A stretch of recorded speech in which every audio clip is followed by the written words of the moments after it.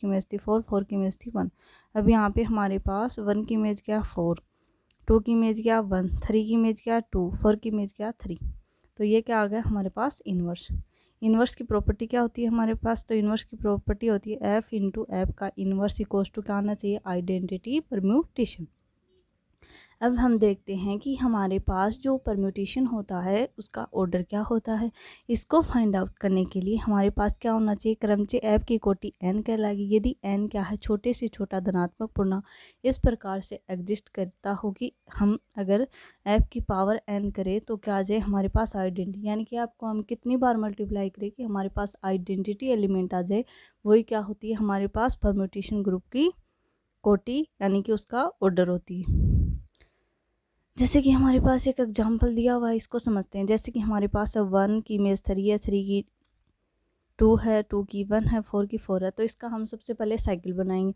Cycle कैसे बनाते वो मैंने आपको बताया था। साइकिल कैसे बनाएंगे, जैसे कि 1 की इमेज है 3, 3 की इमेज क्या हमारे पास 2, 2 की इमेज क्या है 1, 2 की इमेज क्या है 1। तो एक साइकिल बन गया। फिर देखेंगे जो एलिमेंट खुद की इमेज खुद ही बनाता है उसको हम साइकिल में काउंट नहीं करते हैं। तो नेक्स्ट क्या आएगा हमारे पास 6 की इमेज क्या 7 और 7 की इमेज क्या 6। तो हमारे पास साइकिल क्या बन गया 6 7 और 1 3 2। इसकी लेंथ कितनी है हमारे पास 3, इसकी लेंथ कितनी है 2। हमें ऑर्डर फाइंड आउट करना, तो क्या करेंगे हम दोनों का क्या ले लेंगे एलसीएम, एलसीएम ऑफ 3, 2। तो ये कितना हो गया हमारे पास 6। तो इसका ऑर्डर कितना है हमारे पास 6। इस टाइप से हम कोई भी परम्यूटेशन ग्रुप है उसका ऑर्डर फाइंड आउट करते हैं। अब हमारे पास आता है डिसजॉइंट साइकिल। ये क्या होता है हमारे पास वह चक्रीय क्रमचय जिसकी लेंथ क्या हो 2, उसे हम क्या बोलते हैं डिसजॉइंट साइकिल। जैसे कि हमारे पास है 2, 3, तो ये क्या हमारे पास 2 लेंथ का साइकिल है, तो इसे हम क्या बोलेंगे ट्रांसपोजिशन, यानी कि पक्षांतरण। अब डायरेक्ट आपको एग्जाम में क्वेश्चन दे देगा कि कोई भी साइकिल है वो है 3, 2, कोई भी साइकिल है वो है 3, 2। आपको बताना है कि इसको हम क्या बोलेंगे, साइकिल बोलेंगे, परम्यूटेशन बोलेंगे, ट्रांसफॉर्मेशन बोलेंगे या ट्रांसपोजिशन बोलेंगे। तो आपको बताना है कि कोई भी हमारे पास साइकिल अगर 2 लेंथ का है तो हम उसे क्या बोलेंगे ट्रांसपोजिशन। नेक्स्ट हम देखने वाले हैं ग्रुप के कुछ एलिमेंट है हमारे पास। इसमें क्या है हमारे पास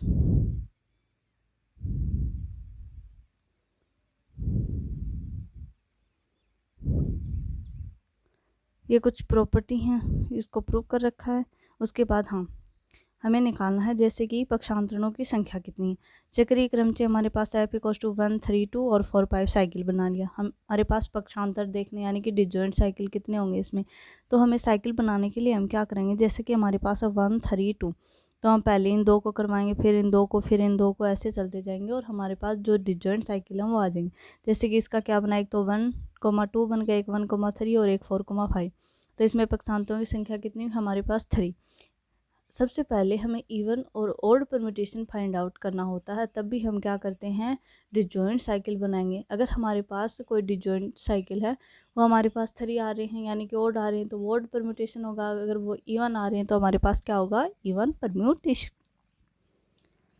नेक्स्ट हम देखने वाले हैं इसके अंदर इवन और ऑड परम्यूटेशन। जो मैंने अभी बताया आपको, क्रमचय को पक्षांतरण के गुणनफल के रूप में व्यक्त करने पर पक्षांतरणों की संख्या सम या विषम हो तो उसे सम या विषम क्रमचय कहते हैं। जैसे कि एक एग्जांपल मैं आपको बता दी हूँ, फिर नेक्स्ट क्वेश्चन आपको ही करना है। जैसे कि हमारे पास है ये इतना बड़ा सारा परम्यूटेशन दे रखा है, लेकिन ये 1 सेकंड के अंदर सोल्व होने वाला क्वेश्चन है।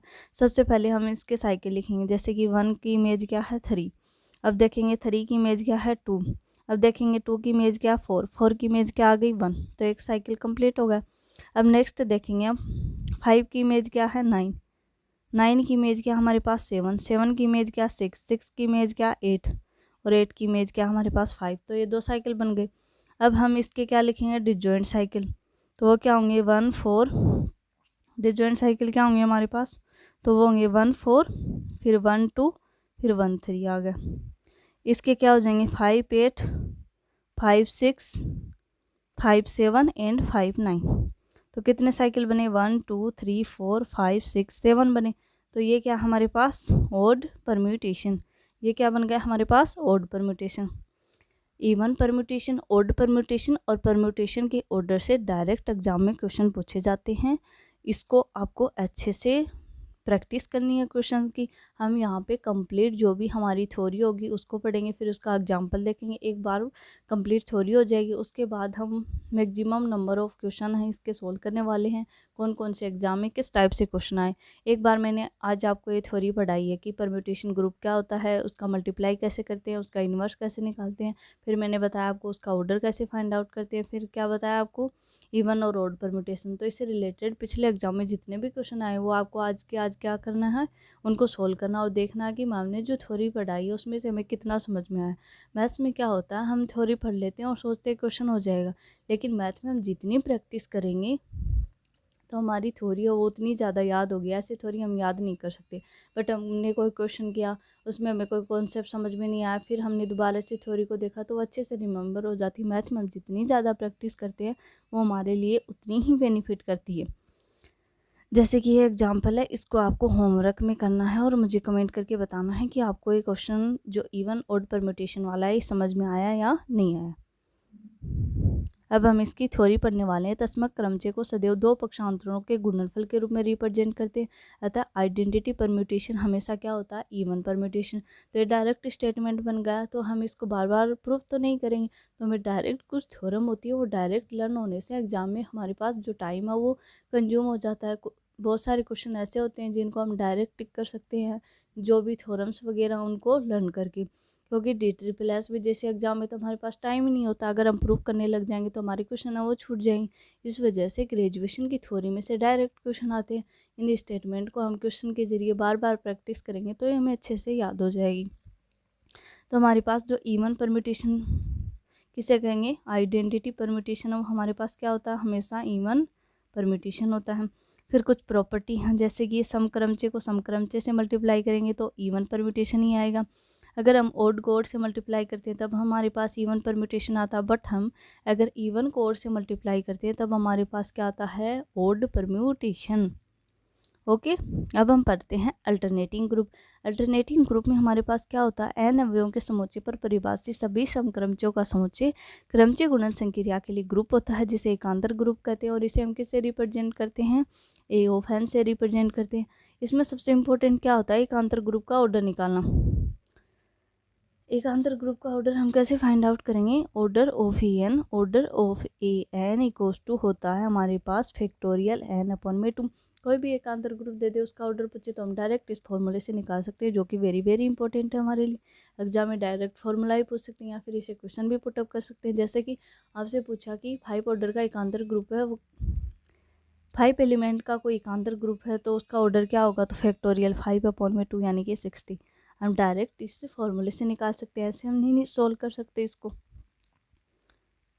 नेक्स्ट क्या है हमारे पास, नेक्स्ट कुछ एग्जांपल्स हैं जो आप देख लेना, इनका स्क्रीनशॉट ले लेना हमारे पास। हाँ, कल मैंने आपको बताया था एक सिमेट्रिक ग्रुप, जो कि क्या होता है 1 2 3। इसमें क्या होता है हमारे पास सिमेट्रिक ग्रुप में कितने एलिमेंट आएंगे, तो आपने क्या किया था 3 का फैक्टोरियल यानी कि 6 परम्यूटेशन बनेंगे यहाँ पे, तो 6 परम्यूटेशन बन गए। उसके बाद हमारे पास क्या होता है, इसके अंदर हम देखेंगे कि ये एकांतर ग्रुप है या नहीं।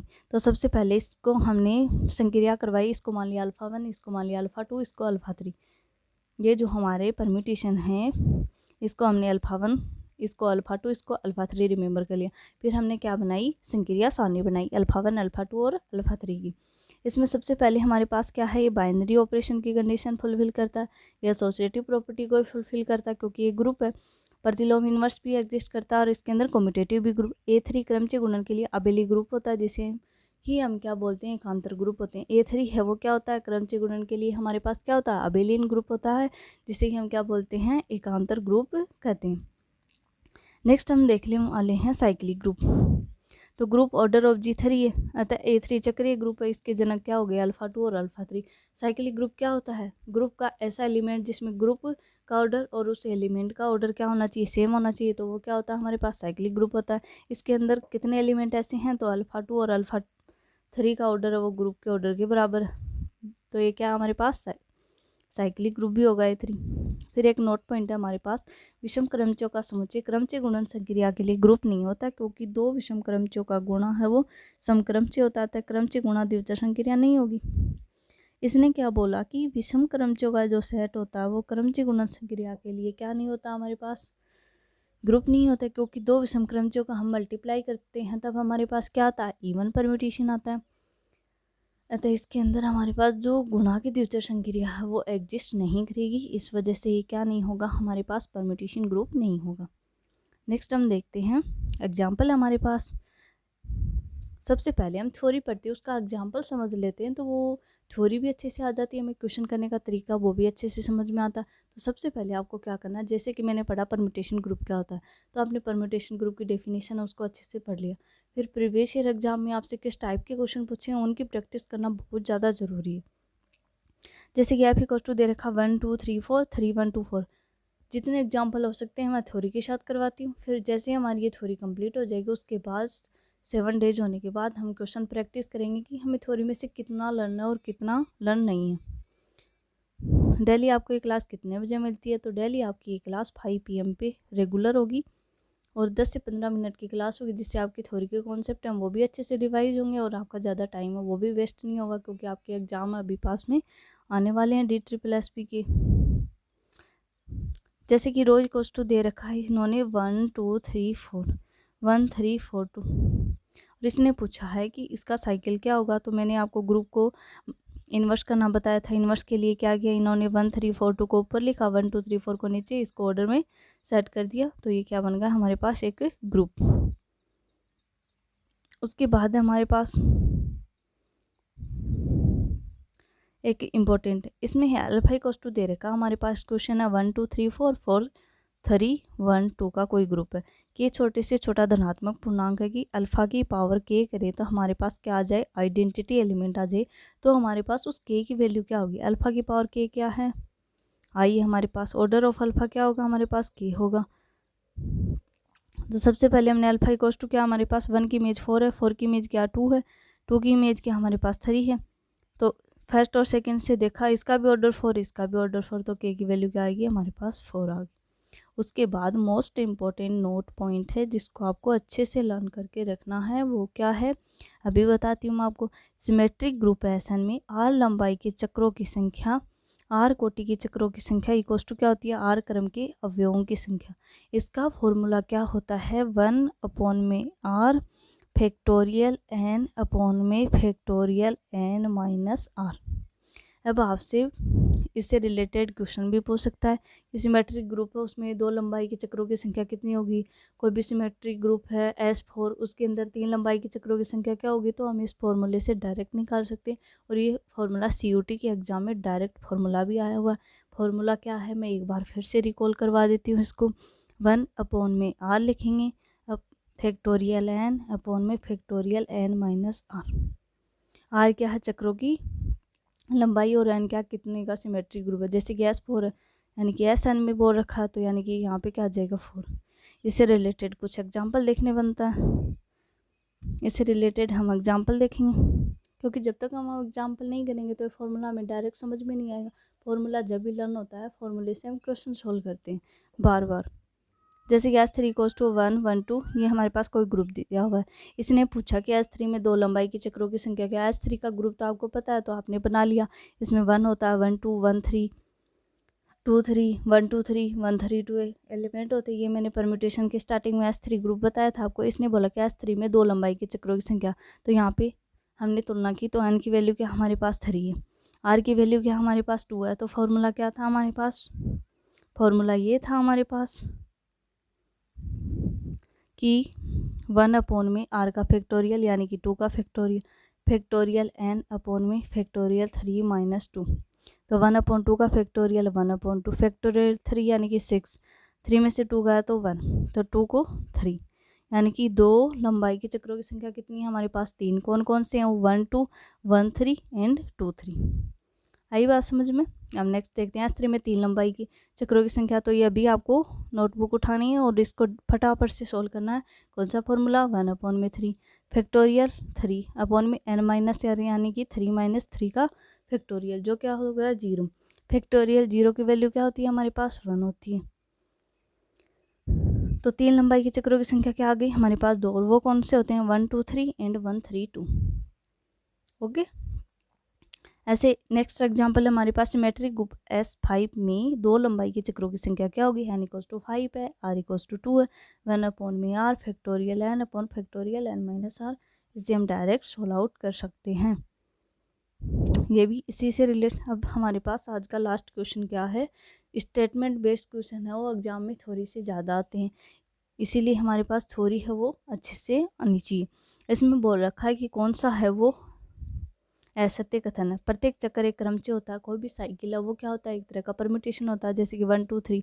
ये क्या एक परम्यूटेशन क्यों है, 1 की इमेज 2 है, 2 की इमेज 3 है, 3 की इमेज क्या है 1 है। तो ये क्या है हमारे पास, जो भी साइकिल होता है वो क्या होता है हमारे पास परम्यूटेशन होता है।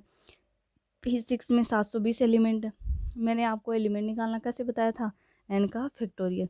जब भी हम एलिमेंट निकालेंगे तब क्या करेंगे, n का फैक्टोरियल कर देंगे, n का फैक्टोरियल। तो हमारे पास कितने एलिमेंट, तो 6 का फैक्टोरियल जो क्या होता है 720। तो ये वाला स्टेटमेंट भी सही है, फर्स्ट वाला भी सही है। थर्ड, चक्कर की कोटि लंबाई के बराबर होती है, कोई भी साइकिल है उसकी कोटि उसकी लेंथ के बराबर ही होगी, ये अभी हमने प्रूव किया था और इसके कुछ एग्जाम्पल भी देखे थे, तो ये वाली भी बात ट्रू। बट प्रत्येक क्रम से एक चक्कर हो ये ज़रूरी नहीं है, जो भी हमारे पास परम्यूटेशन है वो एक साइकिल ही हो, ये कोई ज़रूरी नहीं है। जैसे कि 1 है, 1 भी हमारे पास परम्यूटेशन है बट ये साइकिल नहीं बना रहा। प्रत्येक क्रमचय को ऐसे चक्रों के गुणनफल के रूप में लिख सकते हैं हम। जो भी हमारे पास क्रमचय होता है उसको हम डिस्जॉइंट साइकिल के रूप में रिप्रेजेंट कर सकते हैं। तो आज की क्लास आपको कैसी लगी, क्लास अच्छी लगी तो प्लीज़ क्लास को लाइक शेयर एंड सब्सक्राइब कीजिए, जिससे आने वाली आपको वीडियो हम वो टाइम से नोटिफिकेशन मिल जाए। डेली आपकी क्लास कितने बजे होगी, डेली आपकी क्लास 5 PM पे होगी। कल हम क्या पढ़ने वाले हैं, सब ग्रुप के बारे में पढ़ेंगे, सब ग्रुप की प्रॉपर्टीज़ के बारे में पढ़ेंगे। फिर हमारे पास बचेगा हमारा नॉर्मल सब ग्रुप और होमोमॉर्फिज्म। उसके बाद हमारी ग्रुप थ्योरी वाली बुक है वो कंप्लीट हो जाएगी।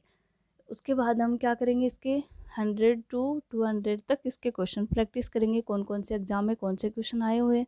10 से 15 मिनट की डेली क्लास होगी, इससे थ्योरी और कॉन्सेप्ट आपके दोनों क्लियर होंगे। ओके गाइज, मिलते हैं नेक्स्ट क्लास में, धन्यवाद।